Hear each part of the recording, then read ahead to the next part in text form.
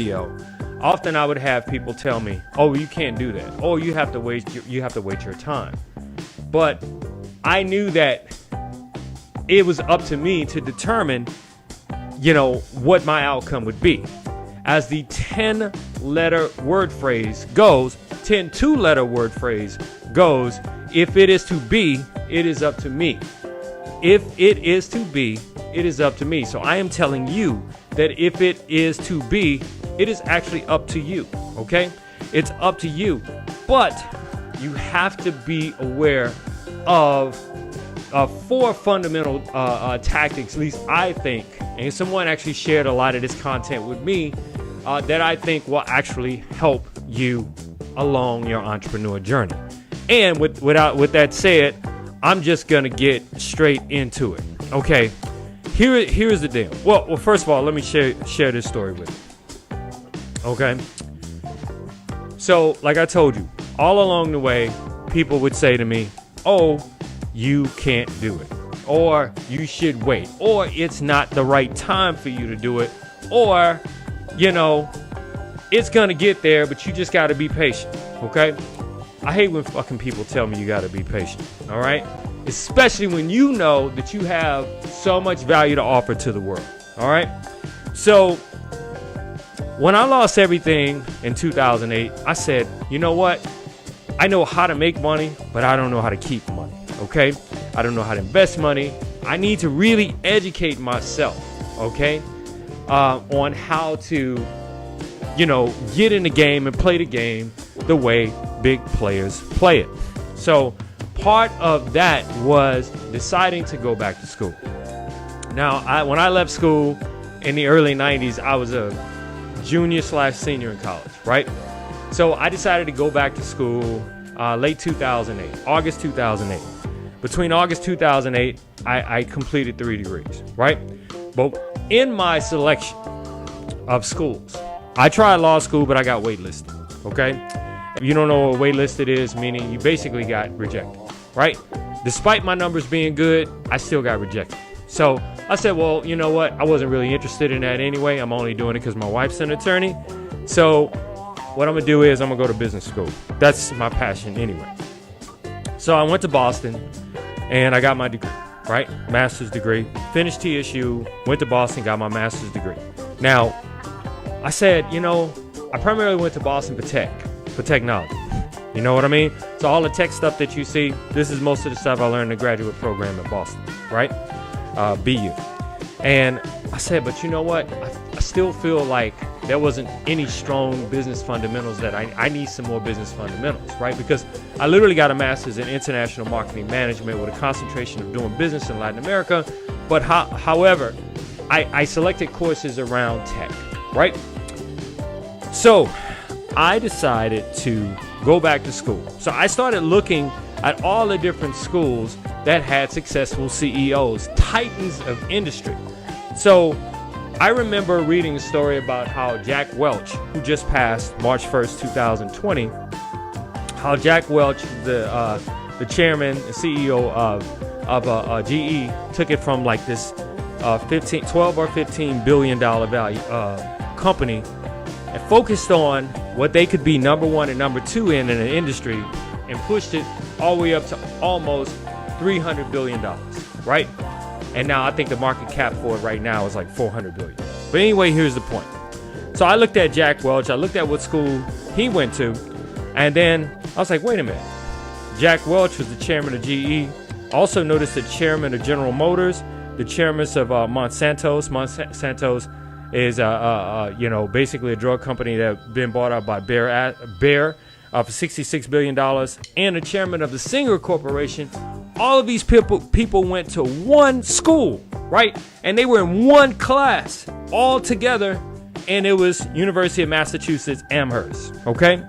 And the year was 1957. So I'm like, damn, what are they doing over there that they keep having all these successful people, from actors such as Bill Pullman, all these different people, just super successful. So I looked at it and I decided to apply anyway. Now, I got to be honest with you. I didn't see a lot of people like me, if you know what I mean, like me, that was accepted to the school or actually went to the school. I'm not saying that That's a thing, but I'm just saying I didn't see a lot of people like me.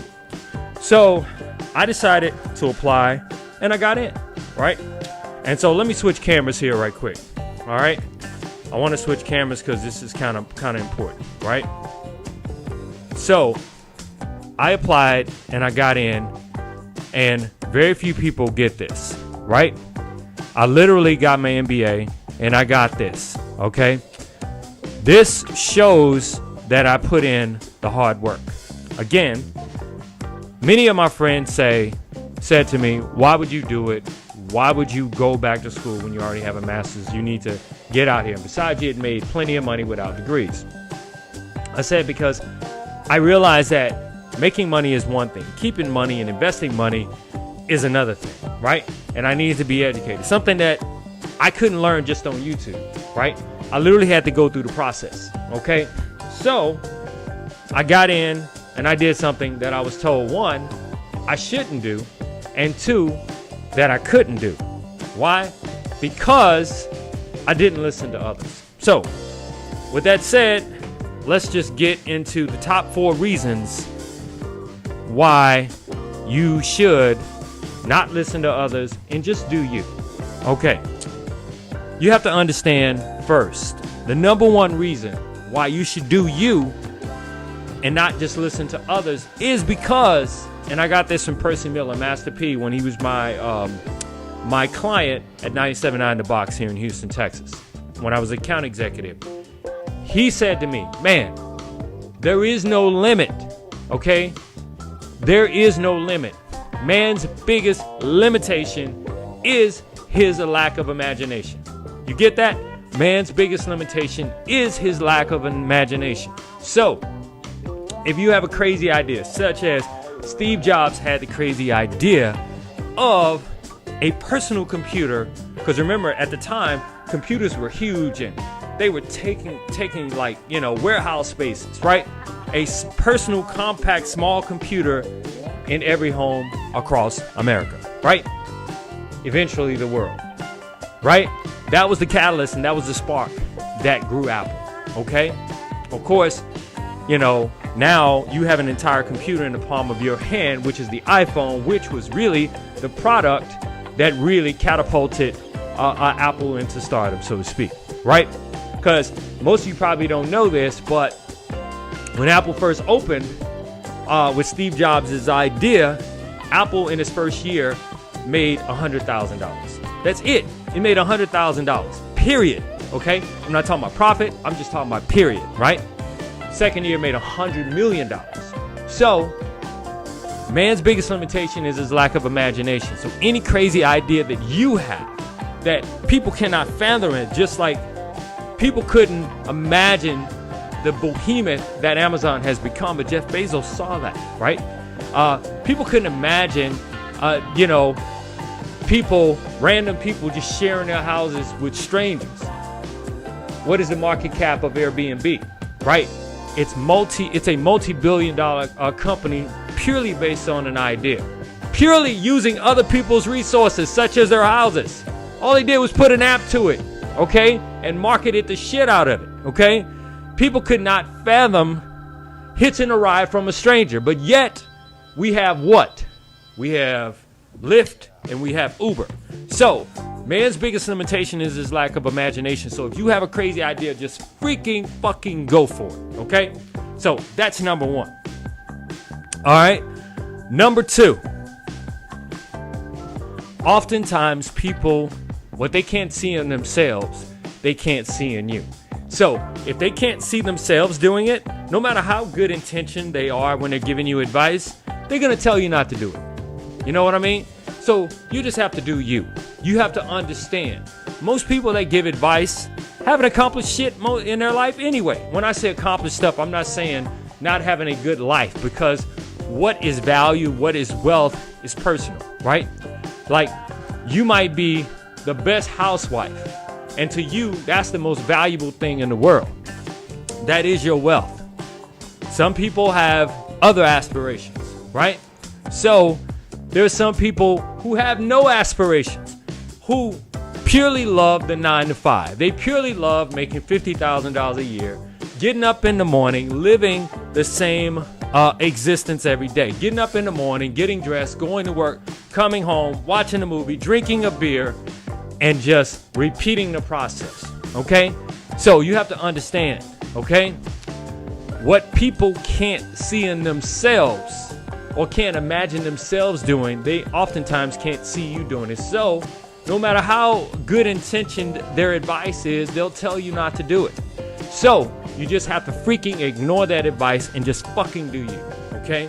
Freaking ignore the advice and just do you. That's what it's all about. Just do you. So that's my advice to you. That is number 2. Do you. All right? Do you, because people can't see in themselves what you're trying to do. Number 3, go with the craziest idea. Okay? I mentioned this in number 1. How does disruption happen? Okay? How does behemoth companies such as Netflix, Amazon, Uber, Lyft, DoorDash, all these different companies, even companies that have been turned down and told that they were absolutely 100% stupid ideas on Shark Tank, CNBC, with Mr. Wonderful, right? This is the craziest idea. Shouldn't do it. Mark Cuban, I've seen a multi-billionaire who told people that your idea is shit, okay? Do you know that the Ring doorbell was basically turned down on Shark Tank? Because they said it was dumb. Said it was a dumb idea. It was a crazy idea. But that crazy idea worked to the tune of multi-billions, right? Especially when those type of companies get acquired by bigger companies such as Amazon, right? So you have to understand that often it is not the safe path or the safe idea, but it's the craziest idea that actually breaks through and penetrates. Okay. What is the number one energy drink in this country? I think it's 5 Hour Energy, right? But how successful is Red Bull? Extremely successful. I remember early in the game, early 2000s, I had a lady I was seeing, right? Early 2000s. She literally would drive around a Red Bull vehicle and get paid for it, right? Red Bull stuck with it, right? They thought it was a crazy idea to put their branding out there like that because it was so cost intensive, right? The burn rate through cash was so costly, right? But they stuck with it, right? Look where they are today. So if you have a crazy idea and you're having people tell you, oh, it's absolutely nutso, that's probably the idea you should go after. Because remember, Steve Jobs was told that his idea was completely crazy. They even said going to the moon was crazy.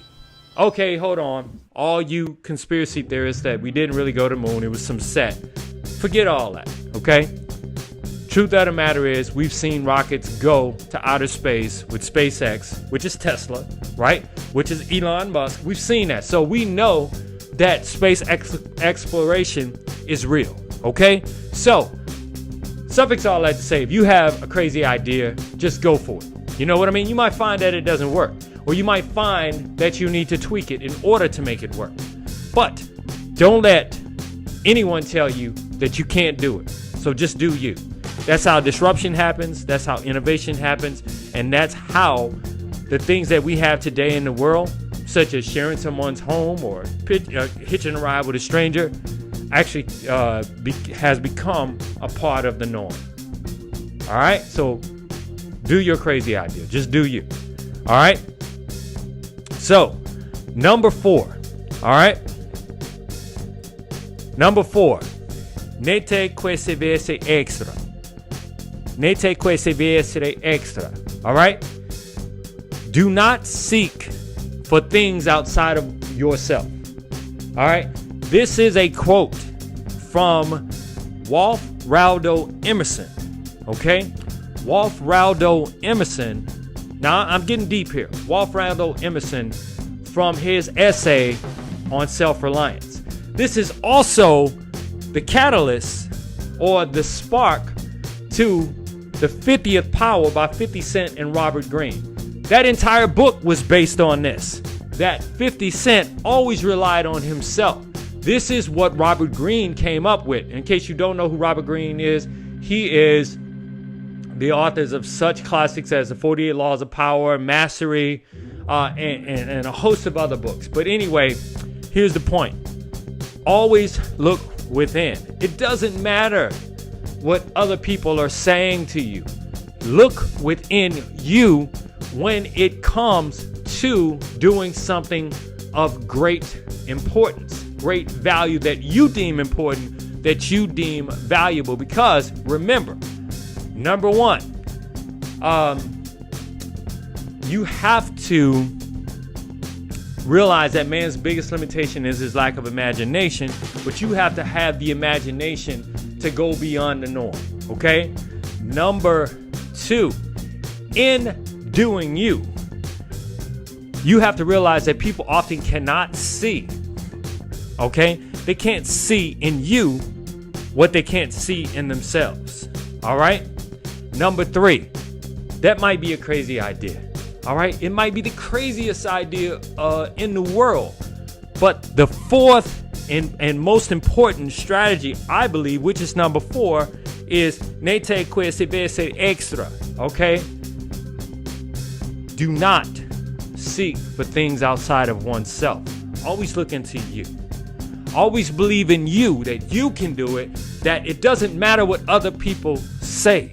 You can do it because you depend on you. And you should do you. And that's my message for today. All right. Again, the book is by Russell Simmons. Do You, the 12 Laws to Access the Power Within You to Achieve Happiness and Success. If you can get past the sexual allegations against Russell Simmons and the fact that the foreword is actually being read, I don't think he wrote it. Somebody wrote it for him. But being read by Donald Trump, if you get the ebook, this book is very, very important. Okay? Very, very important. So, all I want to say to everyone that's checked out the show today, I really appreciate you, Brother Harold. As always, King is in the house. I appreciate it. Thank you for all the likes. But I also ask you to share this content with someone that you believe that it can help. All right? Someone you believe that it can have a great impact. Remember those 4 strategies and tactics I said today. And also be sure to like and comment on the replay. Post your comments. Post your questions. I still will answer your questions, okay? We'll still respond to you even if you're not watching the live, all right? And also be sure to check out the Startup Junkie live Monday through Friday right here on this social channel. Also, if you like the podcast, be sure to check us out on iTunes, iHeart Media, Spotify, as well as TuneIn, and a whole bunch of other little podcasting networks, and coming very, very soon. The StartupJunkieLive.io, the social networking site I've been telling you about. Oh man, we're going to open it up for beta in just a little bit, okay? We're going to have a selected few people come in and give us their opinions about it. Because remember, any idea that you have to create what is called a lo-fi prototype. Okay? Lo-fi prototype. All right? Let people check it out. Let people beta test it. And, find out the quirks about it and then improve. Okay? Improve. And that's what we're going to do, because we're dedicated 100% to bringing the best content to you, bringing social platforms that you can use and access to things that you can use to actually help you along your entrepreneur journey. I'm AJ. Until tomorrow, everybody, I'm out. Take care, y'all. Take care.